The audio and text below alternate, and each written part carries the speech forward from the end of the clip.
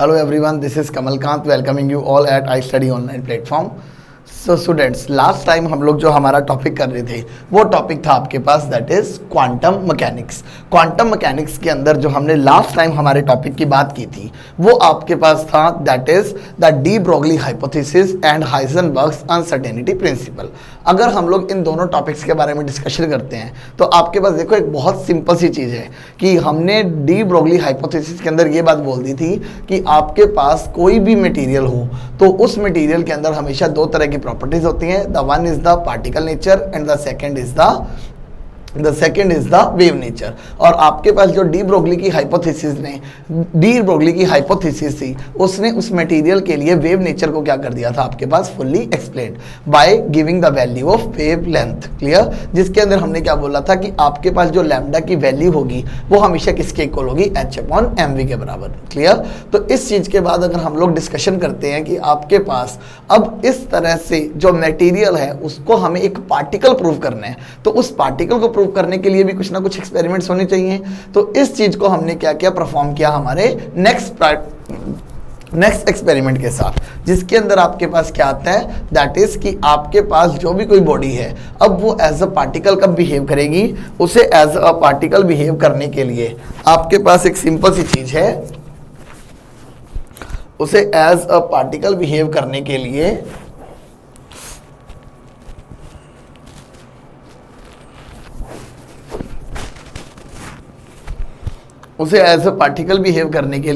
आपके पास एक बहुत सी सिंपल चीज है या एक सिंपल सा एक्सपेरिमेंट है which is called as Compton's effect. तो आपके पास जो कॉम्पटन इफेक्ट है वो क्या करता है, आपके पास किसी भी मटेरियल के पार्टिकल नेचर को एक्सप्लेन करते हैं। क्लियर?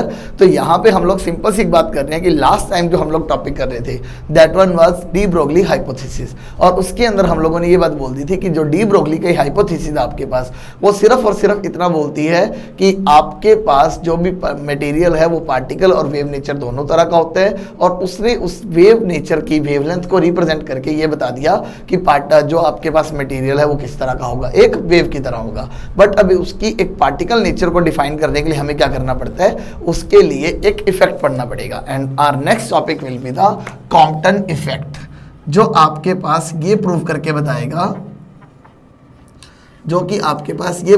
बताएगा कि ये जो आपके पास मटेरियल हम लोग ले रहे हैं that particular material is what, this is a particle not a wave. Clear?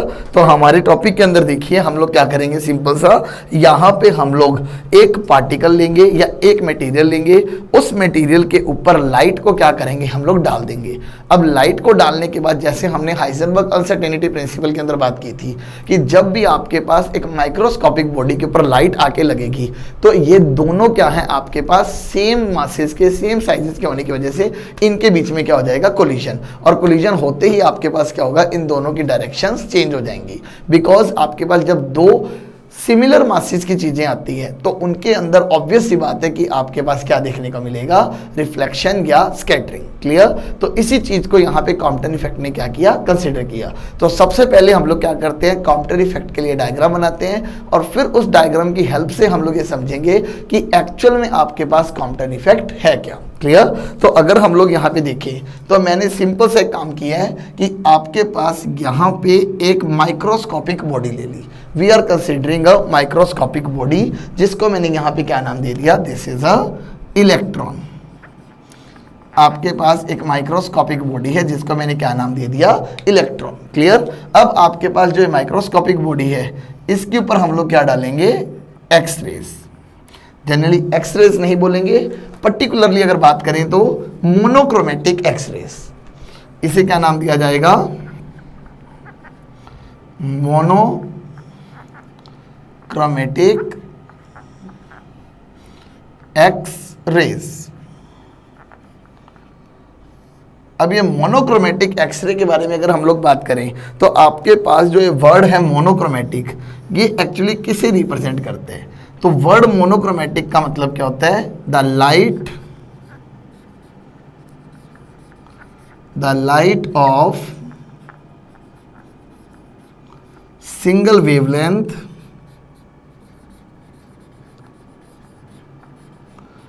Is known as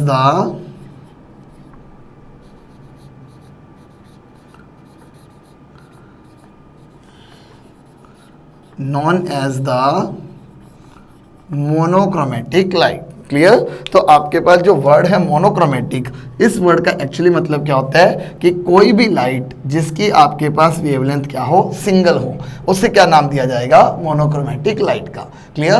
तो हमने यहाँ पे क्या किया, एक मोनोक्रोमेटिक एक्सरे को किसी इलेक्ट्रॉन के ऊपर क्या करवाया, फॉल। अब सिंपल सी चीज आपके पास है कि जब ये दोनों चीजें आपस में टकराएंगी तो आपके पास क्या है, इसका और इस इलेक्ट्रॉन का मास, दोनों का मास क्या है, कंपेरेबल। तो मास कंपेरेबल होने की वजह से क्या होगा, जो ये लाइट सीधी जा रही थी, अब इस लाइट की डायरेक्शन जो है वो आपके पास क्या हो जाएगी, चेंज। तो लाइट की डायरेक्शन आपके पास क्या हो गई, चेंज। तो मैं इसको क्या नाम दे दूंगा, that is the scattered X ray. मतलब आपके पास जो है वो एक्सरे की क्या हो गई, यहाँ पर स्कैटरिंग हो गई। क्लियर? और दूसरी तरफ आपके पास जो है वो कौन मूव कर जाएगा, ये इलेक्ट्रॉन। आपके पास ये इलेक्ट्रॉन जो है वो किसी दूसरी तरफ मूव कर जाएगा। तो हम लोग क्या बोलेंगे कि आपके पास जो एक्चुअल डायरेक्शन थी एक्सरे की, वो आपके पास क्या थी, इंसिडेंट एक्सरे की डायरेक्शन, दिस वन।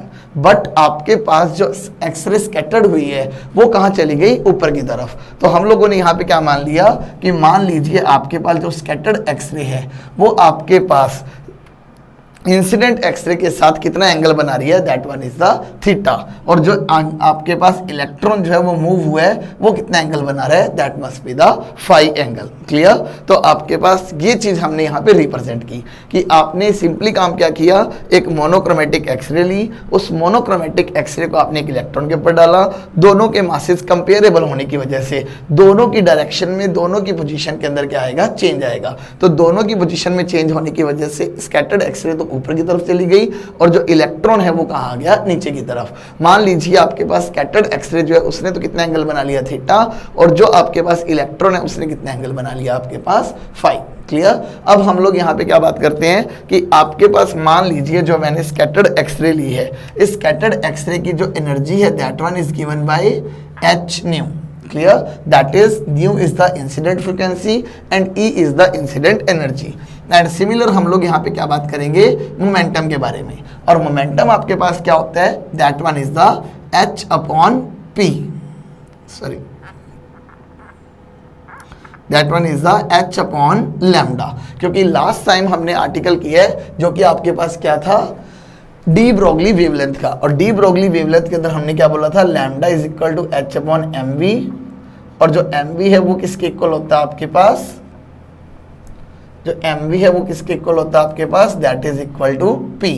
तो पी आपके पास किसके इक्वल आ गया, एच अपॉन लैम्डा के बराबर। Clear?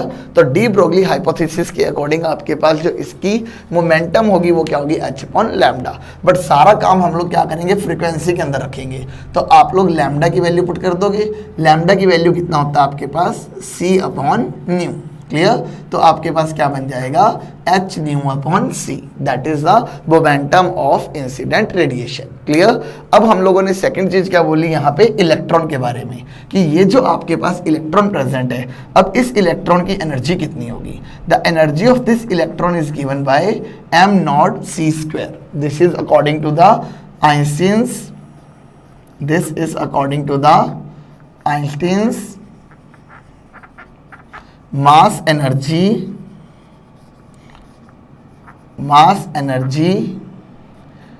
equivalence, and where m naught is the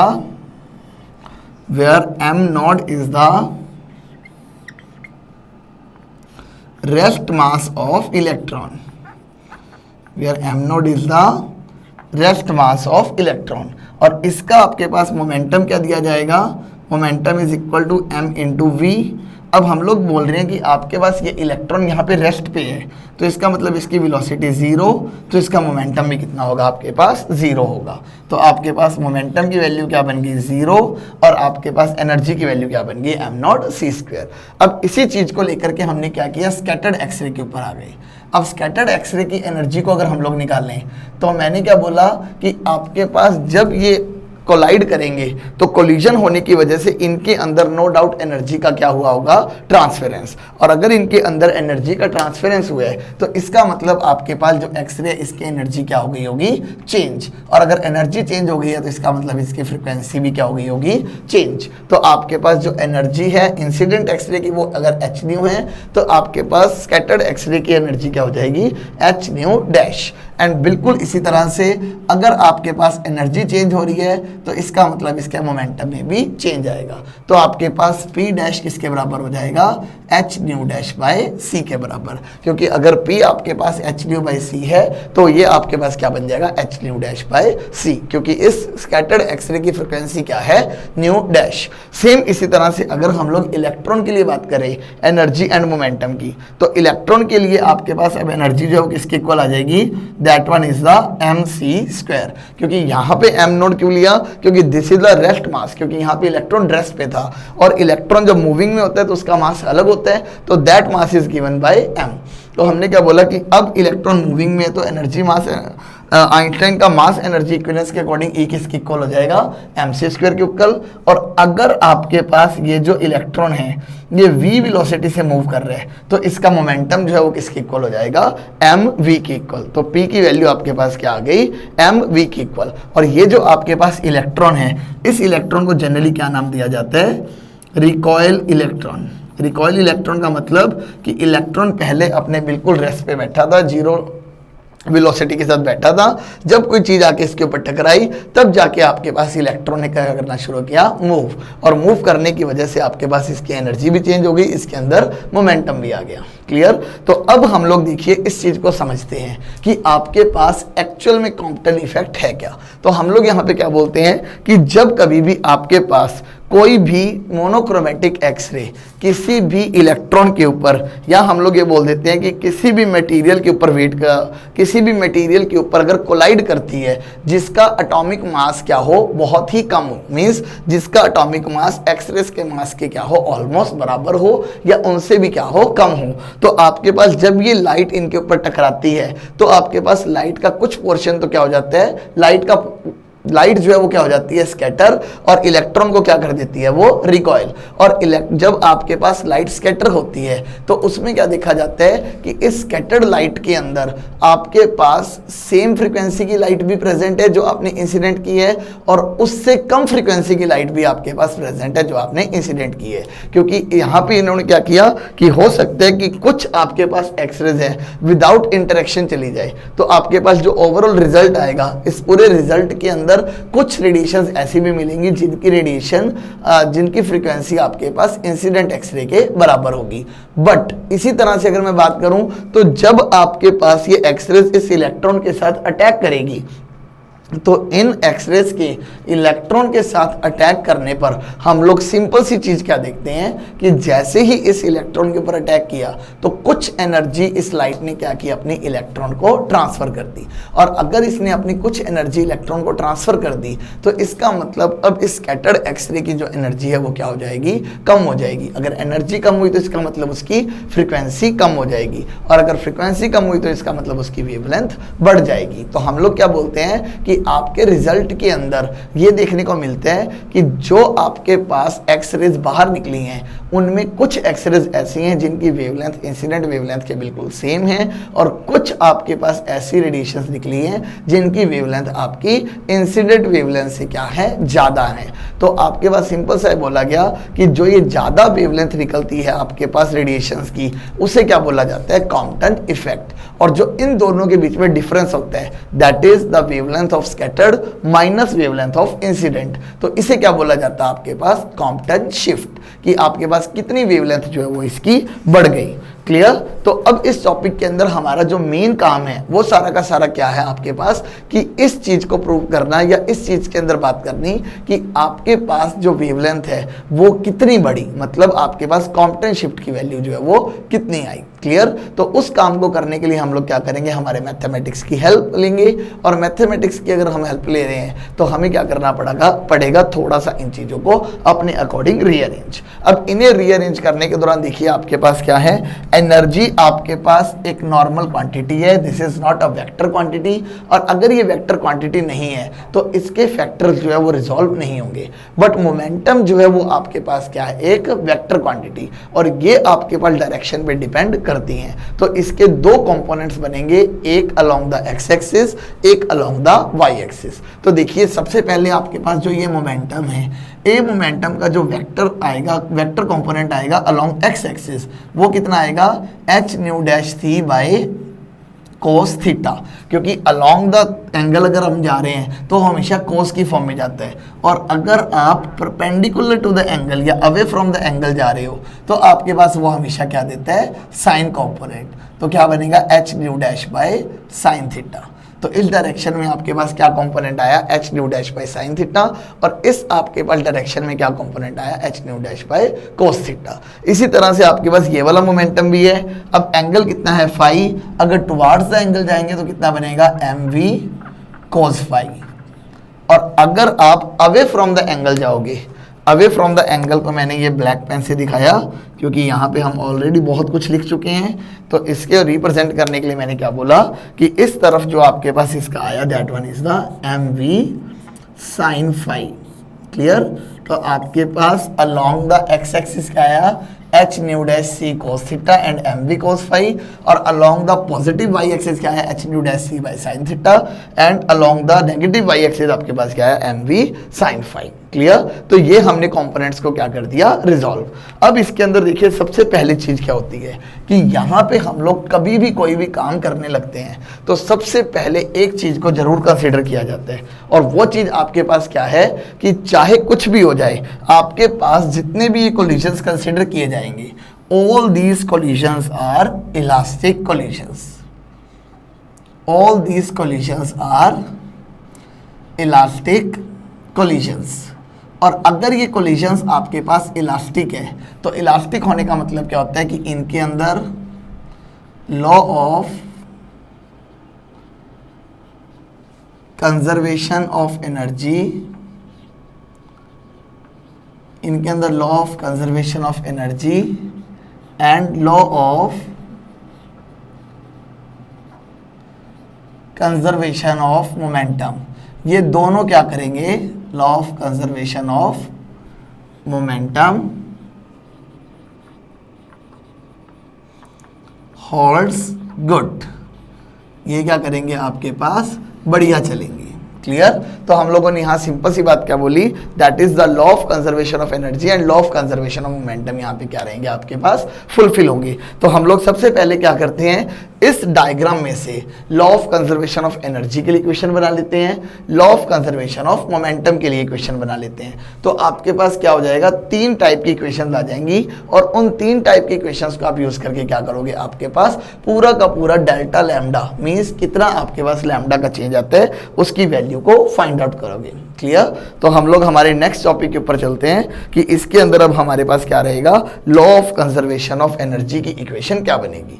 तो law of conservation of energy को अगर मुझे डिफाइन करना हो तो हम लोग सिंपली उसे कैसे डिफाइन करते हैं कि आपके पास law of conservation of energy जो है वो अच्छा कैसे बिहेव करेगा, यहाँ पे ये तब बिहेव करेगा जब आपके पास total energy before collision is equal to the total energy after collision होगी। Means total energy before collision कितनी थी और टोटल एनर्जी आफ्टर कोल्यूशन कितनी थी। तो हम लोग सबसे पहले इक्वेशन लिखते हैं टोटल एनर्जी बिफोर कोल्यूशन। तो बिफोर कोल्यूशन आपके पास क्या है, एक्सरे की एनर्जी कितनी है, h nu, the energy of x-ray is h nu, और आपके पास इलेक्ट्रॉन की बिफोर कोल्यूशन एनर्जी कितनी है, m not C square. Clear. और इसी तरह से आफ्टर कोलिजन आपके पास जो एनर्जी है वो इसके बराबर होगी, एंड आफ्टर कोलिजन आपके पास जो एनर्जी है that one is h nu dash plus energy is the no this one m c square plus m c square. Clear. तो let it be equation number 1 which holds for the law of conservation of energy। Clear. अब हम लोग बात करते हैं law of conservation of momentum की। अब momentum तो दो डायरेक्शंस में है, एक अलोंग द एक्स एक्सिस, एक अलोंग द वाई एक्सिस। तो हमने इसे दो फॉर्म में लिख लिया, वन अलोंग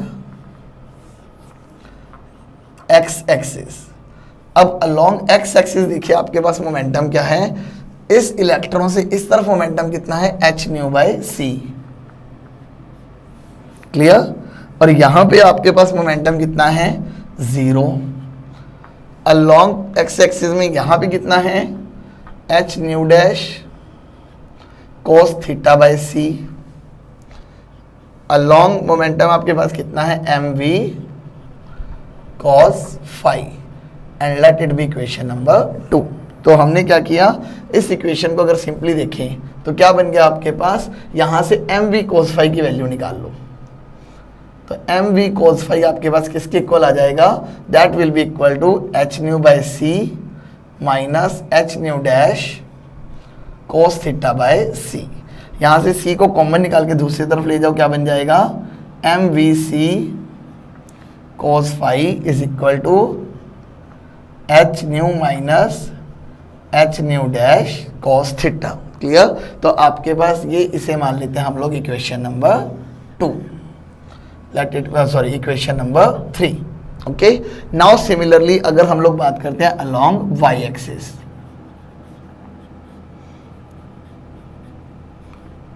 अगर अब हम लोग बात कर रहे हैं अलोंग वाई एक्सिस की, तो अलोंग वाई एक्सिस के अंदर देखो आपके पास क्या बनेगा, अबव क्या है, h nu dash sine theta by c and below the y axis आपके पास क्या है, एम वी साइन फाइव। तो इस सी को उधर ले जाओ तो क्या बन जाएगा, m v sine phi, m v c sine phi आएगा। That will become m v c sine phi is equal to h nu dash sine theta and let it be equation number 4। Clear. तो अब आपके पास law of conservation of energy and momentum को लेके total 3 type की equation आ गई। The equation number 1 holds good for the law of conservation of energy, equation number 3 and 4 holds good for the law of conservation of momentum. Clear. अब आपके पास जो ये 3 equations थी, इस पूरे डायग्राम से हमें ये 3 इक्वेशन चाहिए थी जिसके लिए हमने सारा काम किया। क्लियर। अब हम लोग क्या करेंगे, इस डायग्राम को तो कर देंगे इरेज, क्योंकि अब इसके थ्रू हमारा काम जो है वो नहीं है। अब हमारा मेन जो काम चलेगा वो किसके थ्रू चलेगा, फ्रॉम दीज इक्वेशंस। क्लियर। तो हम लोग इस डायग्राम को करते हैं इरेज। अगर किसी को एक बार ओवरलुक लेना है तो आप इस चीज के ऊपर देख सकते हो। चलिए, तो आपके पास देखो क्या बनेगा। अब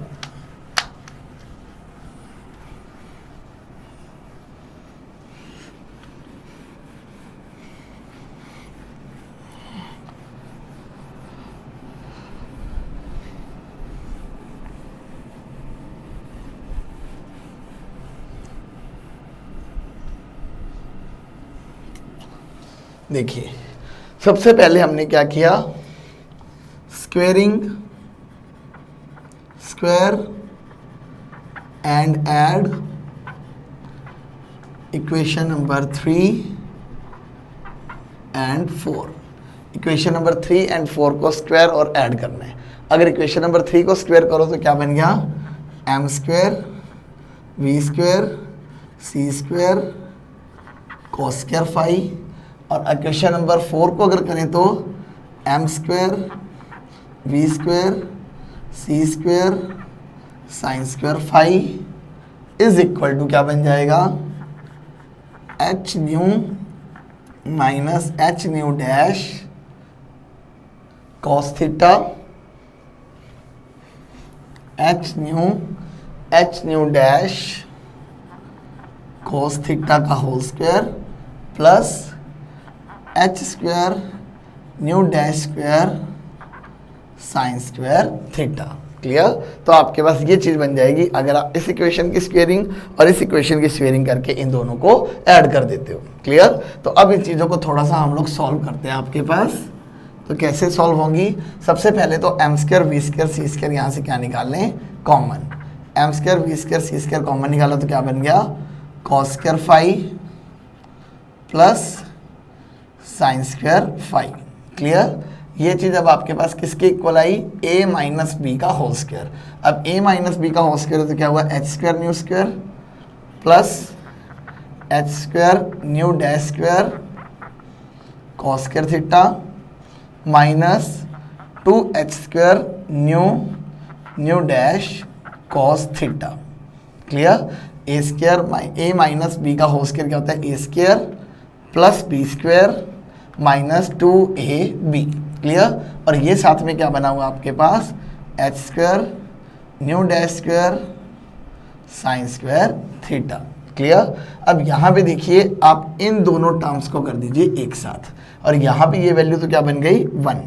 तो आपके पास क्या बन गया? M square we square C square, ये पूरी ब्रैकेट 1 बन गई। That must be equal to H square nu square आ गया, यहाँ से आप कॉमन निकाल दीजिए H square nu dash square, अंदर क्या बच जाएगा?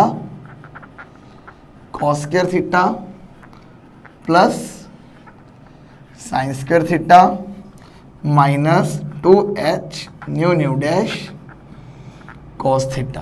क्लियर? अब इसे भी सॉल्व करोगे तो अगेन 1 आ जाएगा, तो आपके पास इक्वेशन क्या बन गई? M square we square C square is equal to H square nu square plus h square nu dash square minus 2h nu dash cos theta. तो आपके पास ये क्या बन गई? इक्वेशन नंबर 5, जिसको हमने क्या किया है? Law of conservation of momentum के स्केलिंग और एडिंग करके वैल्यूज को निकाला है। क्लियर? अब हम लोग क्या करेंगे? नेक्स्ट कंसीडर करेंगे इक्वेशन नंबर 1 को। Now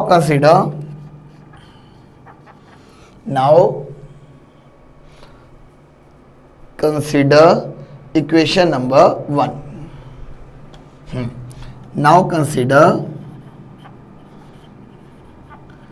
equation number 1। अब इक्वेशन नंबर 1 आपके पास क्या है? H nu plus am not C square equal to h nu dash plus m c square. Clear? अब इसके अंदर आप लोग क्या करो? सिंपली एम सी स्क्वायर की वैल्यू को फाइंड आउट करो। अब एम सी स्क्वायर की वैल्यू निकालोगे तो क्या बन जाएगा? देखो, h nu minus h nu dash plus am not C square. तो एम सी स्क्वायर आपके पास क्या आ गया? H nu minus nu dash plus am not C square. Clear? अब क्या कीजिए आप? सिंपली इसे मान लो equation number 6। Now square on equation number 6 both sides we get क्या बन जाएगा? m square c power 4 h nu minus nu dash plus m not c square का होल स्क्वायर। क्लियर? तो आपके पास क्या बन जाएगा? M square C power 4 is equal to A plus B का स्क्वायर। तो ए स्क्वायर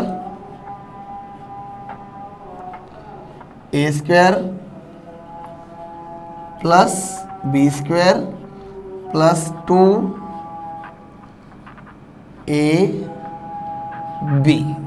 क्लियर? तो आपके पास ये चीज बन जाएगी। अब इस ब्रैकेट को और ओपन अप कर दीजिए।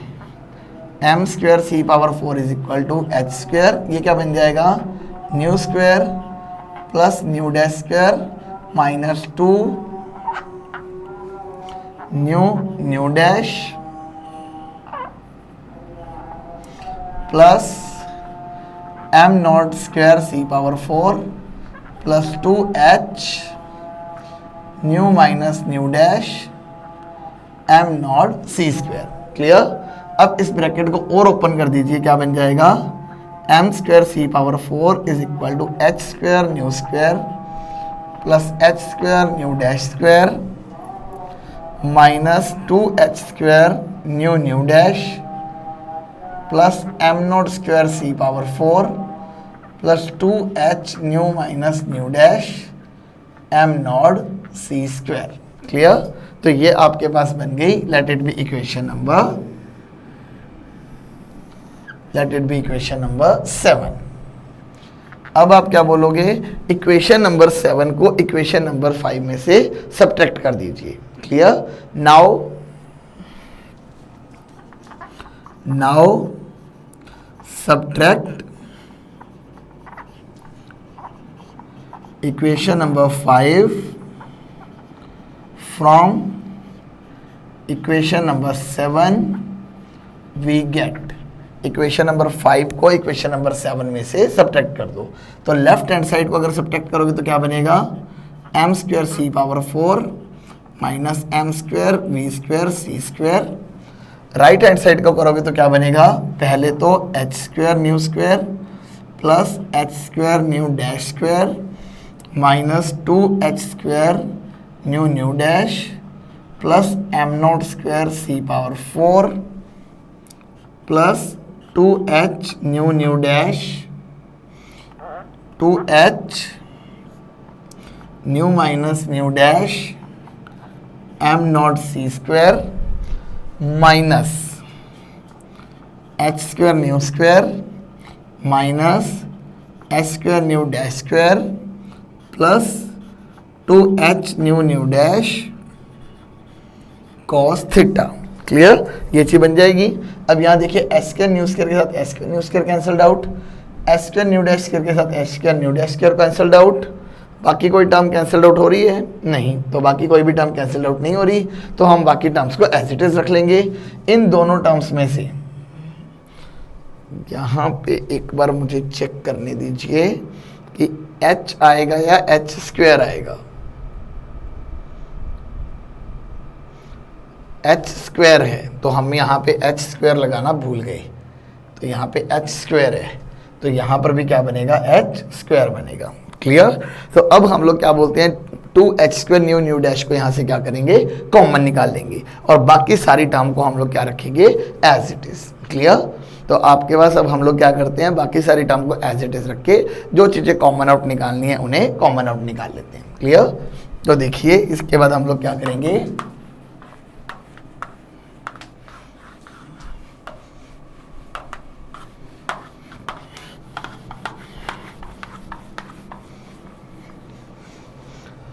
अब इसके अंदर देखिए आपके पास क्या बनेगा, this will be M square common out, C square common out, तो अंदर क्या बच गया, C square minus we square. Clear, equal to में देखिए आपके पास क्या बचेगा, यहां पे अगर देखिए तो m not square C power 4 बचेगा प्लस 2h, नहीं यहां पे नहीं लिखते हैं, नीचे लिखते हैं इस चीज को, plus 2h nu minus nu dash m not C square बचेगा। थर्ड टर्म ये दोनों बचेंगी, इनमें से plus 2h square nu nu dash common निकाला तो क्या बच गया अंदर, cos थीटा माइनस 1, अंदर क्या बच गया, cos थीटा माइनस 1। तो आपके पास यहाँ पे क्या बचेंगी, सिर्फ और सिर्फ ये 4 टर्म्स। क्लियर, अब हमारे पास नेक्स्ट जो इक्वेशन होगी वो आपके पास क्या बन जाएगा, that one is now according to the concept of special theory of relativity, now according to the concept of special theory of relativity आपके पास m जो है वो किसके इक्वल होता है, m not upon under root 1 minus we square upon c square के equal. Clear, तो इस चीज को सॉल्व करेंगे तो क्या बनेगा, m not upon under root of c square minus we square. तो m की वैल्यू आपके पास क्या बन जाएगी, m not c upon under root c square minus we square. Clear, तो आपके पास जो ये इक्वेशन बनी है आपके पास इसे नंबरिंग देते हैं इक्वेशन नंबर 8। तो हम लोग क्या बोलेंगे, ये आपके पास क्या चीज आ गई, equation number 9। So put equation number 9 in equation number 8 we get, m की वैल्यू को यहाँ पे पुट कर देंगे तो क्या बन जाएगा, m not square C square minus we square upon c square minus we square is equal to क्या आ गया, m not square C power 4 plus 2h nu minus nu dash m not C square plus 2h nu dash cos theta minus 1। Clear, ये चीज़ बन गई। यहाँ पे ये आपके पास क्या हो जाएगा, कैंसल्ड आउट। क्लियर, तो इन दोनों को हमने जब कैंसल्ड आउट किया तो आपके पास देखिए नेक्स्ट सम क्या बन जाएगी।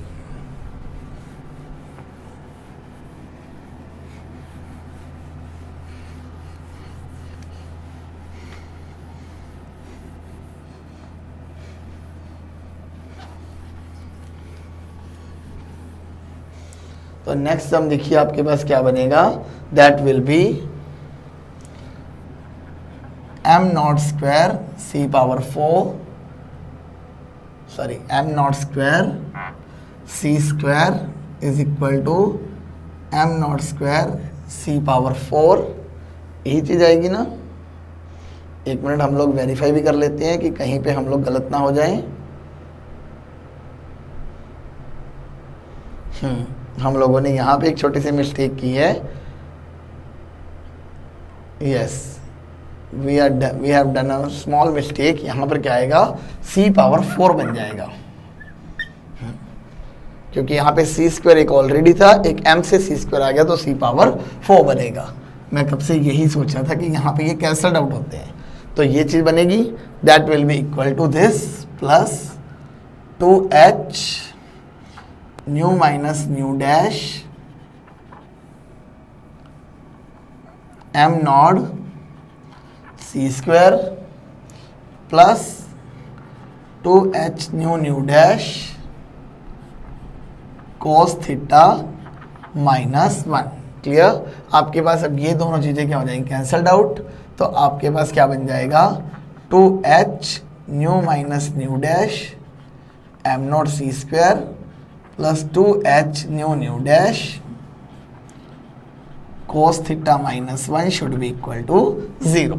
क्लियर, आप इस टर्म को दूसरी साइड ले जाइए, क्या बन जाएगा, 2h nu minus nu dash m not C square must be equal to minus 2h nu dash cos theta minus 1। Clear, अब ये माइनस साइन को अंदर कंपनसेट कर दो, क्या बन जाएगा, 2h nu minus nu dash m not C square is equal to 2h nu dash 1 minus cos theta. यहाँ पे 2 के साथ 2 कैंसल्ड आउट, h के साथ h कैंसल्ड आउट। क्लियर, यहाँ पे क्या कीजिए, इस न्यू वाली टर्म्स को एक तरफ और एम नॉट सी स्क्वायर को सारी तरफ एक तरफ कर दो। क्लियर, यहाँ पे एक बार देख लीजिए कहीं पे हमने कहीं पे कोई गड़बड़ नहीं कर दी हो। अभी तो हम लोग इस चीज़ को करेक्ट कर सकते हैं। Yes, we have again done a mistake. यहाँ पे h स्क्वायर है, cos थीटा माइनस 1 वाली टर्म्स के साथ क्या है, h स्क्वायर है। There should be a h square, there should be again a h square, और यहाँ पे h स्क्वायर है तो एक h कैंसल्ड आउट होगा, एक h कैंसल्ड आउट नहीं होगा। क्लियर, तो आप क्या कीजिए, न्यू और न्यू वाली टर्म्स को, न्यू डैश वाली टर्म्स को एक तरफ, तो nu minus nu dash upon nu dash, और बाकी सारी टर्म्स को उस तरफ, that is h 1 minus cos theta upon am not C square. ये चीज़ बन गया आपके पास।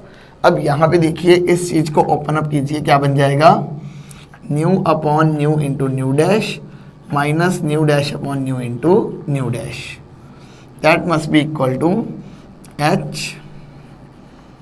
1 minus cos theta upon am not C square. Clear, यहाँ से न्यू के साथ न्यू कैंसल्ड आउट, यहाँ पे न्यू डैश के साथ न्यू डैश कैंसल्ड आउट, तो क्या बन गया, 1 upon nu dash minus 1 upon nu is equal to h 1 minus cos theta upon am not C square. Clear, एक c को इधर ले जाइए,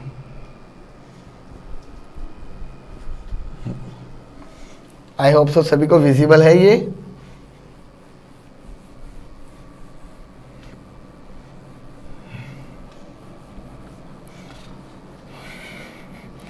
लेट मी चेक फर्स्ट कि आप लोगों को ये विजिबल है। Yes guys, this is visible. तो अब देखिए आपके पास एक सी को क्या करो, दूसरी तरफ ले जाओ, तो क्या बन जाएगा, C upon nu dash minus C upon nu, that will be equal to H 1 minus cos theta upon am not C. C upon nu dash क्या बन जाएगा, that will be lambda dash, और सी अपॉन न्यू क्या बन जाएगा, will be lambda, that is equal to H 1 minus cos theta upon am not C. और जो ये लैम्डा डैश है here, lambda dash is the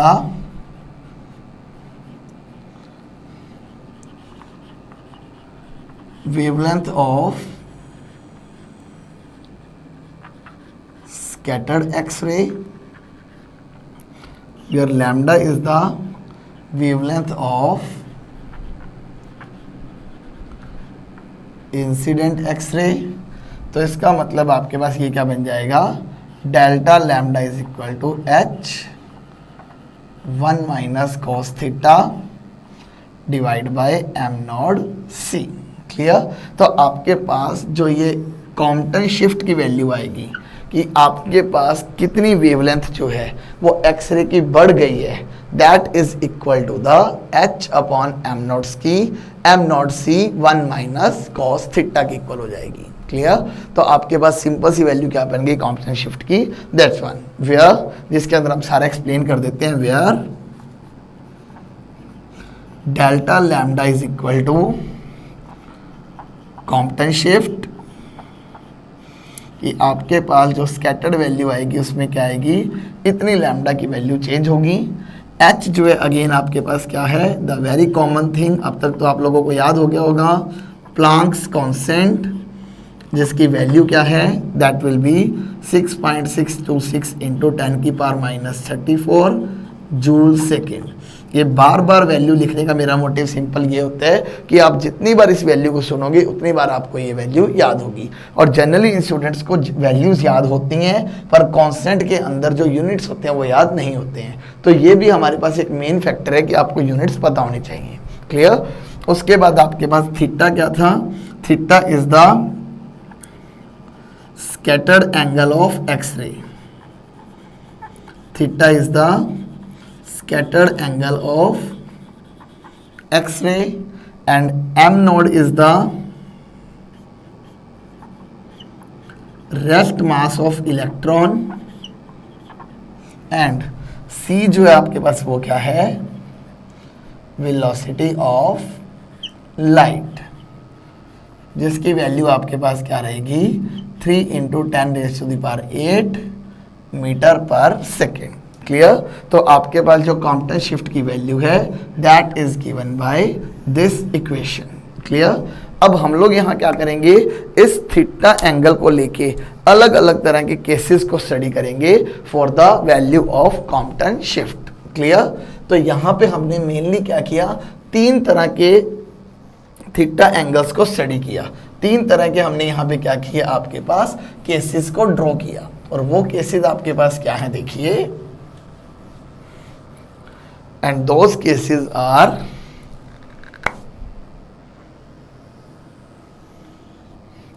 what are those cases? First is case 1,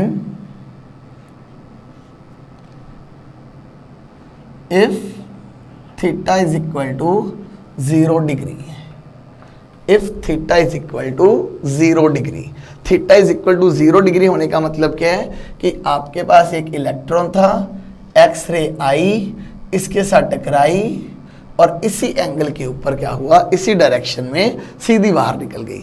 तो उस case में आपके पास वेवलेंथ पर क्या चेंज आएगा ये हमने फाइंड आउट करना है। तो हम लोग हमारे इक्वेशन जो है, इक्वेशन मान लेते हैं इसे स्टार, क्योंकि मुझे नहीं ध्यान मैंने लास्ट कौन सी इक्वेशन कंसिडर की थी, आप अपनी कॉपी में चेक करके आप लोग लिख लीजिएगा, नहीं तो मैंने इसे स्टार मान लिया। तो हम लोग क्या बोलेंगे, put theta is equal to 0 degree in equation star we get, क्या बन जाएगा आपके पास, delta lambda is equal to H 1 minus cos 0 upon am not C. अब कॉस 0 की वैल्यू क्या होती है आपके पास 1, तो आपके पास 1 माइनस 1 आ गया, that must be equal to 0। मतलब delta lambda is equal to lambda dash minus lambda is equal to 0। This implies lambda dash जो है वो किसके इक्वल आ जाएगा, आपके पास लैम्डा के इक्वल।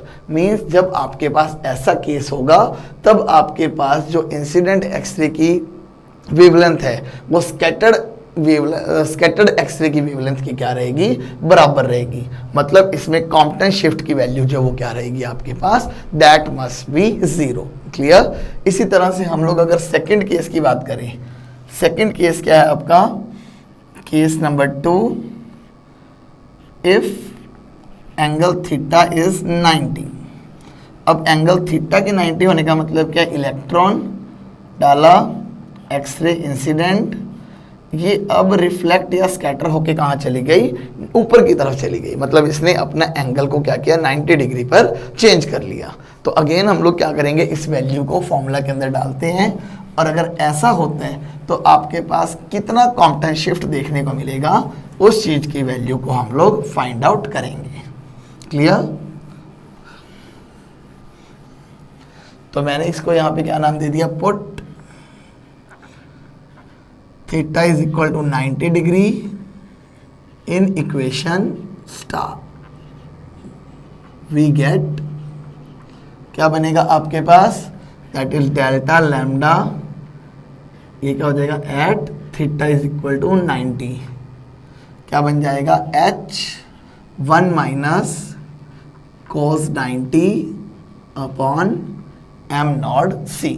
क्लियर। यहाँ पे cos 90 की वैल्यू पुट कीजिए, cos 90 विल बी 0। तो आपके पास delta lambda at theta is equal to 90 degree किसके इक्वल आ जाएगा, h अपॉन एम नॉट सी के बराबर। क्लियर। तो आपके पास इसका मतलब क्या है, डेल्टा लैम्डा में चेंज आएगा, और वो डेल्टा लैम्डा में कितना चेंज आएगा, h अपॉन एम नॉट सी के बराबर। क्लियर। इसके बाद अब हम लोग बनाते हैं थर्ड केस, केस नंबर 3। अब केस नंबर 3 क्या है, इफ थीटा इज 180 डिग्री। अब थीटा इज 180 डिग्री का मतलब क्या है कि आपके पास एक इलेक्ट्रॉन एक्सरे इस डायरेक्शन में आई और वापस इसी डायरेक्शन के अंदर मुड़ गई। क्लियर। इस डायरेक्शन से आई और इसी में आपके पास वापस मुड़ गई। तो इस केस में आपके पास वेवलेंथ का कितना चेंज आया, तो हम लोग क्या बोलेंगे, put theta is equal to 180 degree in equation star we get, आपके पास क्या आएगा, that is delta lambda at theta is equal to 180 degree is equal to h upon am not C 1 minus cos 180। अब cos 180 की अगर value को put किया जाए तो cos 180 की वैल्यू क्या होती है आपके पास, -1। तो cos 180 की वैल्यू क्या है, -1। तो delta lambda at theta is equal to 180 degree क्या बन जाएगा, h upon am not C 1 minus -1। तो क्या बन गया आपके पास, 2h एम नॉट सी के बराबर आ गया। तो delta lambda at theta is equal to 180 क्या आ गया, 2h एम नॉट सी के बराबर।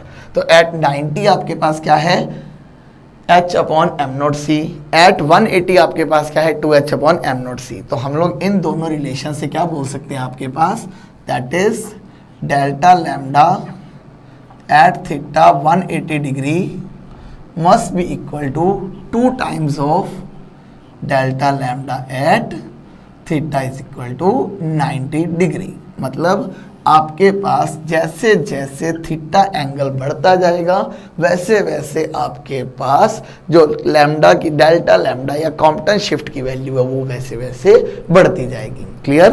तो this is all about your Compton effect. अगर कॉम्पटन इफेक्ट की बात करें तो हम लोगों ने शुरू क्या किया था कि ये कॉम्पटन इफेक्ट एक्चुअली में क्या रिप्रेजेंट करता है, आपके पास एक एक पार्टिकल नेचर को रिप्रेजेंट करते हैं। और इसने पार्टिकल नेचर को कैसे रिप्रेजेंट किया कि आपके पास एक इलेक्ट्रॉन था, जब इसके ऊपर आकर एक एक्सरे टकराई तो ये पार्टिकल जो है वो क्या हो गया, रिकॉइल हो गया, और उसके रिकॉइल होने की वजह से उसने कुछ एनर्जी को क्या कर लिया, गेन कर लिया, और उस एनर्जी को गेन करने की वजह से आपके पास जो इंसिडेंट एक्सरे है उसकी फ्रीक्वेंसी के अंदर चेंज आ गया या उसकी वेवलेंथ के अंदर चेंज आ गया। मींस उसने अपनी कुछ एनर्जी को क्या की है, किसी पार्टिकल को ट्रांसफर की है। Clear? And that particular value is given by the delta lambda is equal to h upon m not c 1 minus cos theta. Clear? So this is all about your Compton effect. Clear? And this is very important part for the paper point of view. काफ़ी बार exams में question पूछा जाता है आपके पास, what is Compton effect and drive the value of Compton shift. Clear? So आप लोग इस चीज़ को थोड़ा स्टडी कीजिए। नो डाउट इसमें थोड़ा सा मैथमेटिक्स है, बट 1 या 2 बार ट्राई करने पर आपके पास के इजीली सॉल्व हो जाते हैं। क्लियर? तो आप लोग इसके लिए क्या कीजिए, थोड़ा सा ट्राई कीजिए और आपके पास ये चीज़ हो जाएगी सॉल्व। क्लियर? सो हम लोग मिलते हैं फिर हमारे नेक्स्ट लेक्चर के अंदर with the new topic. Till then, thank you so much everyone.